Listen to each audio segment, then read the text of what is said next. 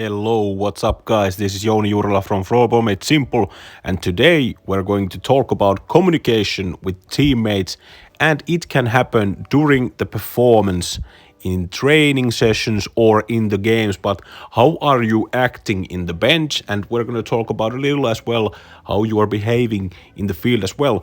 And this video will boost your performance on the games and the training sessions as well, because the way that you communicate as a part of the group is a huge facilitator of great performance. And we have few memes as well in this video, because many people watching my videos are quite young, so let's enjoy a little humor as well.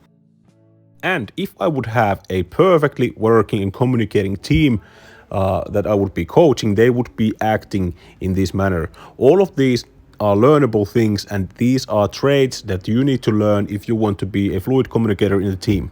But first, they would have appreciation on each other's experience and expertise. So they would be communicating, talking, and behaving in a way that everybody feels appreciated. At the next part, they would be taking initiatives. If nobody else is taking initiatives in the bench or in the field, somebody would step up. Then the team would demonstrate trust between all members, so they showcase that they trust everyone in the squad.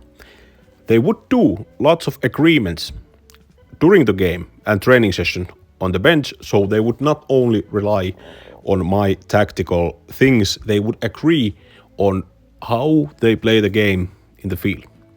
Then there would be a lot of leadership at place, showing example, demanding focus, and taking the role in the team. There would be a lot of corrections between the teammates and players. They would dare to correct each other's actions and movements in the field. Then the determination and grit is very important, especially after error moments or some moments that didn't go as well as we planned. The people would have the determination, the fighting spirit and grit to rise up and go on.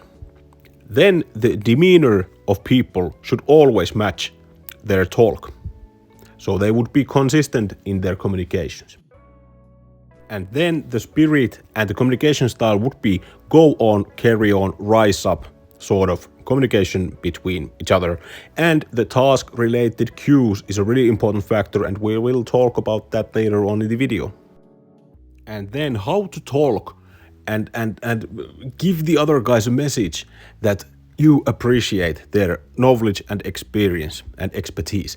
Let's watch a video that you should not be communicating like with your teammates.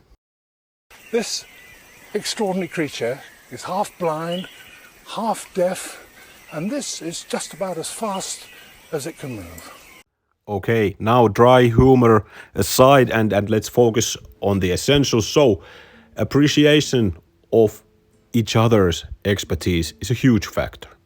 Act, talk, and behave in a manner that makes others feel competent. That you are talking to them in a way that they know the stuff that they're doing in there. We all have our previous expertise, knowledge, and know-how. There's a typo in there, sorry for that. But we all have a way to make an influence on the game. And try to really hear out what the others are trying to tell and not dismissing them right away. If somebody is telling that we should play the ball into that side of the field or do this action in that way, try to make them feel that their opinion is good. Even though sometimes not all opinions are the ones that should be implemented to the game, but try to make them feel like they are doing their best job, and try to hear out what others are saying, because sometimes the best opinions come from your teammates, and try to hear those out and pick up the best examples out of that. And every now and then a coach or a teammate might have an idea that is not suitable for the moment. The way how you react to that is crucial. If you're just looking at the guy and making them feel uncomfortable and then saying like, hey, that's freaking dumb, let's not do that. That is not something that will enforce their competence and feeling of appreciation. So try to get a better, more constructive way on giving that kind of feedback. Then taking those initiatives on the field. I think that the worst moment in the team is when the opposing team scores a couple of times and then your bench goes absolutely silent. You could hear a pin drop to the floor throughout the stands and audience in the field. So if the bench goes silent, take the initiative, start talking, start constructing the next plays and agreeing on stuff. Others will follow once someone makes the first move. And if the team's play is all over the place and you cannot just get a grip of the game, grab the whiteboard. The coaches actually like that if the players shows that they care about this thing and they take the initiative, take the whiteboard and start drawing what they're going to do. Start communicating. If the bench goes silent, start talking to people and that will enforce their communication as well. And be the one that starts the agreements and instructing the teammates, especially if those are familiar things that you have already done before and the coach likes those things, what you are going to do there. Of course, you are perfectly allowed to do that. And then demonstrating trust between every player in that lineup. Focus on your own lineup's actions and get that straight first. Then you can focus more on the bigger picture. But communicate in a way that everyone feels trusted as well. What I mean by this is that don't leave anybody outside of the talk. That you would only focus what I do or a guy next to me does or what couple of guys do. Focus in your communication to the whole lineup. Get everybody involved in those agreements and ask questions from those more silent guys. We all have our personalities. Some are more vocal, somebody is more silent, but try to get that silent guy also active in that agreeing part in a way that suits them. You need to know your teammates, right? What communication style fits to them, but try to share responsibility and get everyone involved in that creating the play. Then to the agreements. Every best team that has won anything in the huge major team sports has always been known that players take responsibility and role and agree on certain things that happen on the field. For example, your playing system that the coach provides might have some principles or ideas of how we are creating space in the field, but in the best playing systems, the players have also responsibility to agree that into which part of the pitch are we now creating the space, how we play the ball there, who fills the space there, what are the responsibilities of each player in that situation. So start to agree on the bench. If the things are going sideways in the field and the game is not looking good, take the initiative and start agreeing on these things. Where should somebody support you? What actions need to increase in our collaboration so we are better? What actions we should avoid? Because there are some dumb things that we shouldn't do in every moment. What actions should we decrease? And you can, if you dare, go ask the guy to pass the ball to me here or ask the guy to move somewhere. So there will be more space in the field. And try to enforce those previous parts of the playing system that you have been working before. Because sometimes players might forget some parts of the playing system or a tactic.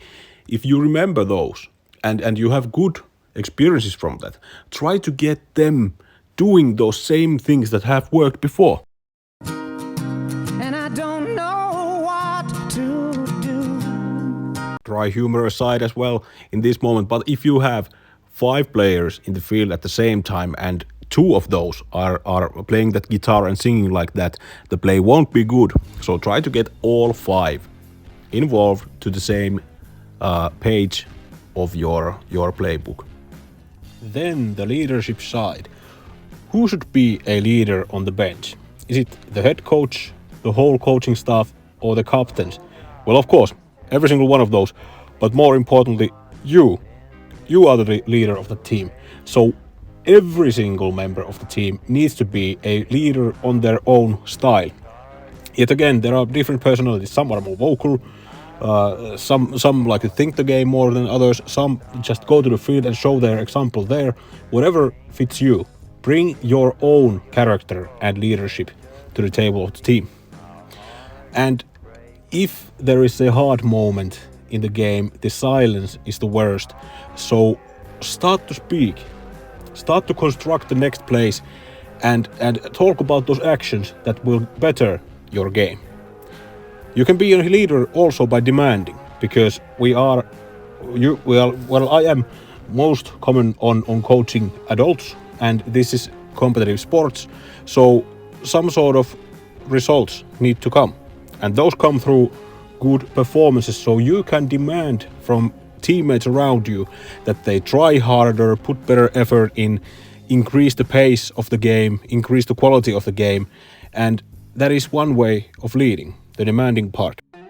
And the focusing part is quite hard on this sport as well, because if the opponent is leading on the game and scores rapidly few goals, or if you are leading, to not to get too comfortable and overwhelmed by the success and leading, getting your focus into the right things, to the right actions you need to take, that is very important. You need to remain your own focus, of course, but if everybody else is fooling around or feeling in a way that will not benefit the team, you need to step up and get those guys around you on focusing to the proper actions. And take the role in your lineup, because this is not only about the whole team, that's how they play in the field. You should focus on your lineup. If your lineup is more silent than the others, then try to get your lineup straight at first. And then communicating to the staff. If you see on the field that something in our tactic is not working today, something in this approach is messed up for today's goal, you need to open your mouth. Go to the coach and constructively explain why this is not working, and then the coach can help you even in a better way. And then to the correcting part. If you see that somebody in your lineup is not acting in a best way or less beneficial way, let's say they are doing some role of defending a little poorly, not giving the best effort, if they are always passing to the narrowest angles and most conjuncted spaces, you need to step up and try to correct the performance of your teammate as well. If your own performance is top tier, if you're correcting somebody, your own attitude, effort, performance needs to be absolute top tier, then you can go and correct the guys. Higher we go up the ranks and levels in floorball, this is more important, because if you feel that something is not working, you need to open your mouth and constructively bring that into everybody's knowledge. And if somebody is moving to the wrong places, talk to them directly, talk to them instead of just looking unpleased and doing nothing in the situation, because if you don't act and only behave like you're unpleased, that will not do anything constructive to your team play. And yet again, agreements. Talk those things out on the fly, on the bench. You can construct the next shift while you are sitting on the bench. So agree and point out those changes that need to be made. This is one of the key concepts of a successful group in any part of everyday life, but especially in sports and performance activities. So try to have as much of determination and grit, especially when it comes to crunch time. When it comes to those moments in the game when you need to perform in the best possible level, or if there are those difficult error moments in the field, how you act and respond to that moment is key on having success or not. So act in a way that you showcase the grit and determination, because that is a factor that spreads out really fast upon your team, whether you're doing it in a good way or in a bad way. And the talk also, it has an effect on the behavior of yourself and others. If you are talking in a way that let's do this and that, and then go to the field and actually do it. So you are focusing on actions and speaking in a brave manner that we are going to do this. This is a good way to have such bravery and such straightforward fashion on that is really good. But if you are talking little bit of this how do you say, more of this hobby styled thinking, and it's okay, everything is fine, no need to worry, let's just do our best. That is good for some situations and age group, but more higher you go up the ranks, that sort of speaking, that sort of is telling that there is some uncertainty. So you need to act in a way that you are certain that by doing these things we will be better, because your speaking also has an effect on how brave everybody else is around you. And after error moments, show grit yourself if nobody else is showing that. And every now and then everybody has those weak moments when the grit is not that high and the determination is not that high. So you need those teammates that will pat you on the back. Hey, let's go. Let's continue. So try to be that player that enforces grit in your teammates. And first of all, you need to demand that grit and determination first on yourself, and then you can influence on the others. What are you doing? Hmm? What are you doing? Nothing. Me? Just hanging around. And in those tough situations in the game, you want to have as brave, determined and gritful players as possible, and less of those that are just hanging around during those moments. So the demeanor matching the talk part is really important, and here's an example. The worst one, of course, is if your talk and demeanor is conflicted. You know that if you receive a pass to a goal scoring situation and the pass is little off, and then you go to your teammate and you tell him or her that, hey, what a great pass, but then your demeanor, your whole body expressions and everything looks like that was the worst pass that I've ever received. How confident will that other person be? So don't be any conflicted or have any of the difficulties on this area, because you need to actually mean, or at least seem that you meant what you were saying, and you need to be able to spread that confidence around the team. And whatever you're saying, if you are praising the guy and you are trying to cheer them up, look in the outside, at least in a way that you actually mean that you are actually cheering up the guy. Because if your words and then your demeanor, the non-verbal communication side, is conflicted, they will not believe, and that is not building trust, that is building mistrust in the team. And also, if we go even a little further, your actions need to be aligned in those as well. So non-verbal communication, verbal communication, and your actions in the field, they all need to be aligned and in the same way. And of course, the worst situation when the bench goes silent, it might be that your demeanor is a little bit given up, and then your speak is also more negative, and you have given up in that regard as well. This right here is my favorite thing ever in the history of forever. I think about this every day.